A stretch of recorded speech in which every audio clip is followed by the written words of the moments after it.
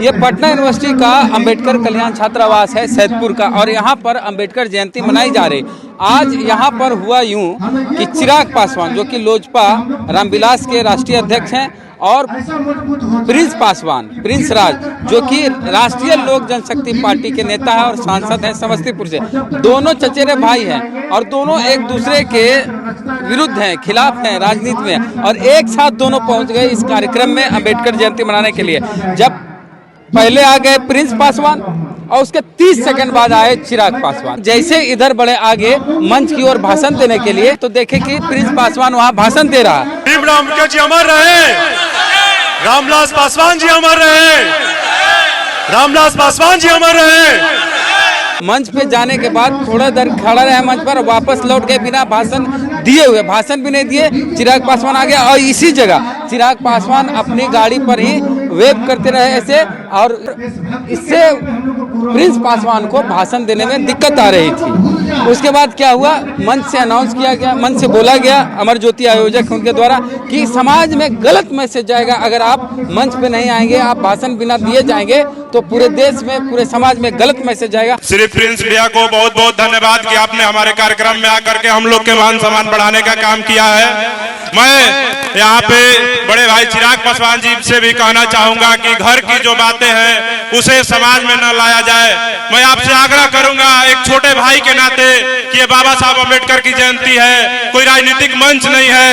मैं चाहता हूँ कि आप भी यहाँ स्टेज पे आए, आपका भी हम सब सम्मान करते हैं, हार्दिक अभिनंदन करते हैं। आप आए और आकर के हमारे छात्रों को संबोधित करने का काम करें।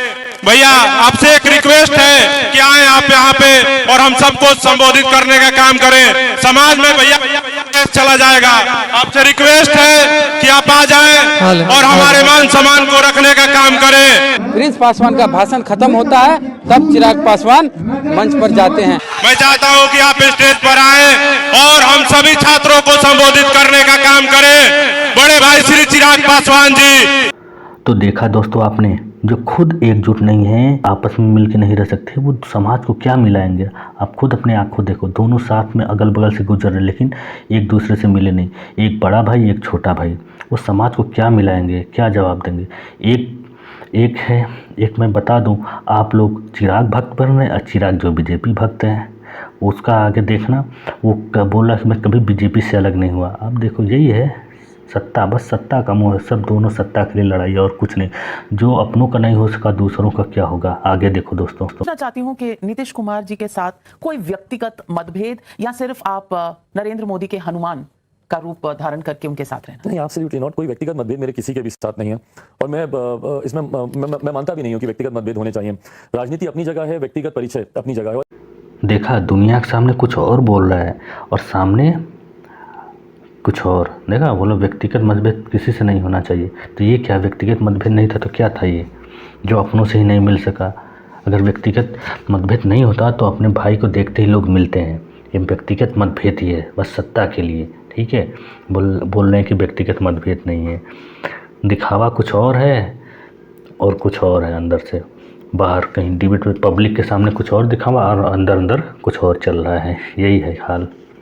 अभी तो और है इनके कारनामे, आगे तो देखो और कितने कारनामे कर रहे हैं ये। तो इस तरह की बात होती है जहां बाबा साहब कहते थे संगठित हो, और यहाँ दो भाई संगठित नहीं हो रहे हैं। दोनों भाई ने दिखा दिया कि हम दोनों एक नहीं है और एक नहीं हो सकते, इस तरह की स्थिति थी। तो इस मुद्दे पे बात करेंगे। हमारे साथ राष्ट्रीय जनता दल की प्रवक्ता है सारिका पासवान जी। आज प्रिंस पासवान, चिराग पासवान आए, एक इधर गए एक इधर गए, दोनों हाथ भी नहीं मिलाए, नजर नहीं मिलाए, एकदम बेरुखी पूरी दिख रही थी। अब बाबा साहब का संगठित रहो। बिल्कुल, आपने कह ही दिया कि बाबा साहब ने कहा था संगठित रहो। और जिस तरीके से दो भाई, एक टाइम था जब स्वर्गीय रामविलास पासवान जी की पार्टी हुआ करती थी, बंगला छाप जब हुआ करता था, तो उसी दल में ये सारे लोग थे।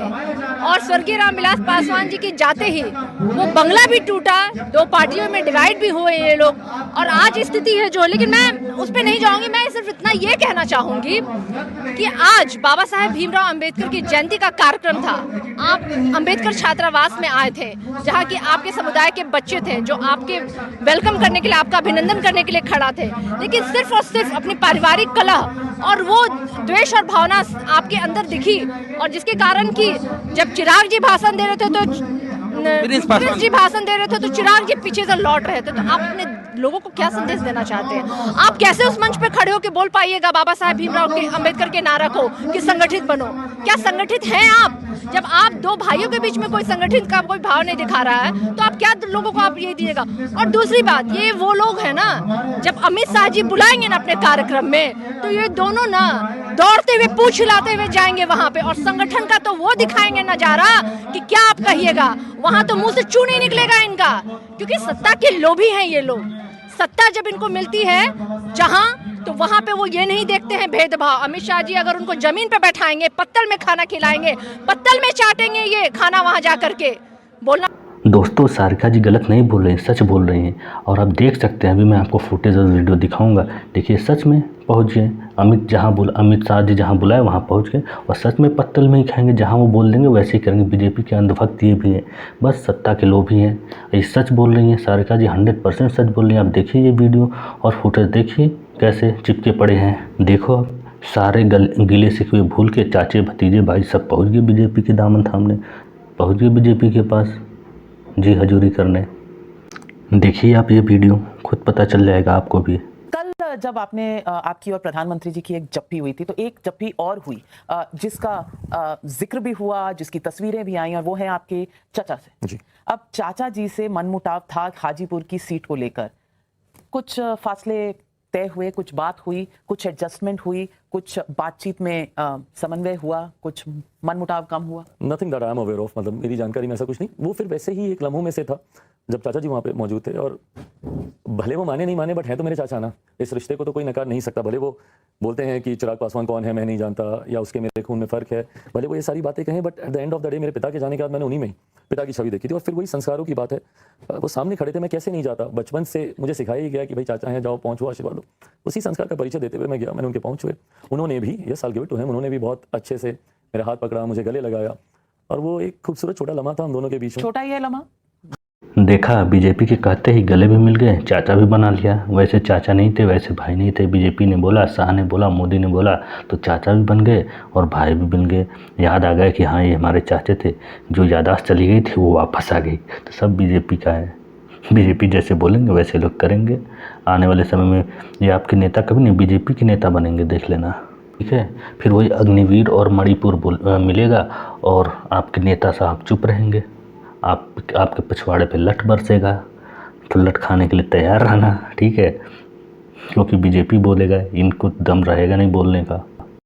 ओके दोस्तों, देखिए ये वीडियो अब। लेकिन दुख है कि आप जब यहाँ आते हैं तो आपका आचरण दूसरा होता है, और जब आप अमित शाह जी के पास होते हैं तो आपका आचरण दूसरा होता है। तो क्या आज आपने बाबा साहेब भीमराव के दिए गए आरक्षण की वजह से आपने वो जगह पाली, तो क्या आपने सब कुछ भूल गए? आप नहीं, छात्र हैं यहाँ क्या मैसेज जाएगा? बिल्कुल वही मैं बोल रही हूँ। बच्चे हैं, ये आप इन बच्चों के सामने दो युवा नेता देंगे, ये लड़के जो कल के भविष्य है।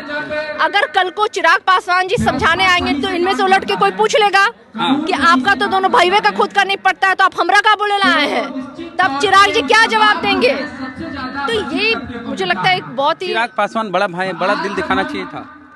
नहीं, बड़ा दिल तो बिल्कुल दिखाना चाहिए था। चिराग जी को भी बड़ा दिल दिखाना चाहिए था, और प्रिंस जी को अपने भाई के प्रति वो भाव रखने चाहिए थे। लेकिन बावजूद इसके अगर दोनों के बीच में ये नहीं है, तो मुझे नहीं लगता कि वो अपने समाज का प्रतिनिधित्व करने लायक भी है। हो गया, टाटा बाय बाय कर दीजिए आप। सुन लिया आपने, ये भी उसी समाज से है, और ये साफ साफ बोल रहे हैं कि अपने समाज का प्रतिनिधित्व करने लायक नहीं है। और ये बात सच्चे है। आप जितना जल्दी जान लोगे उतना अच्छा रहेगा आप लोगों के लिए और दूसरा समाज के भविष्य के लिए, क्योंकि ये सिर्फ आपको गुमराह करेंगे और जो बीजेपी कहेगी वही सुनेंगे। कहना चाहूंगी कि ऐसे लोग जो अपनी पार्टी को एक नहीं कर सके, जिस पार्टी को स्वर्गीय रामविलास पासवान ने सींचा अपने खून से पसीने से, उस पार्टी को तो इन्होंने नेस्तनाबूद कर दिया। फिर भी जो लोग अपने पार्टी और अपने परिवार को एक नहीं रख पा रहे हैं, वो हमारे समाज को क्या संदेश देंगे? हमारे समाज को कैसे वो एक रख पाएंगे? चिराग जी को बोलिएगा जमुई घूम आए। क्या बोलेंगे? चिराग जी को बोलिएगा जमुई घूम आए। जमुई की जनता उन्हें खोज रही है। वहाँ जाते हैं, सांसद है वहाँ। बिल्कुल, लेकिन जमुई के बहुत सारे लोगों ने मुझे फोन किया था कि चिराग जी नहीं आ रहे भेजने के लिए। दोस्तों मुझे पता है कि ये वीडियो देखकर बहुत लोगों को दुख होगा, लेकिन मैं आपको बता दूं मेरा कोई भी इंटेंशन नहीं है किसी को दुख पहुंचाने, कष्ट पहुंचाने का। मेरा इंटेंशन सिर्फ एक है, अपने समाज को जागरूक करने का। मैं ये वीडियो सिर्फ अपने समाज के लिए बना रहा हूँ ताकि वो समझे क्या गेम हो रहा है, क्या चाल चली जा रही है अपने समाज को बर्बाद करने के लिए। इसलिए सतर्क रहें और समझदार बने, अपने समाज का साथ दें। जय हिंद, जय भारत, जय पासी, जय महाराजा सुहेलदेव पासी, जय बिजली पासी।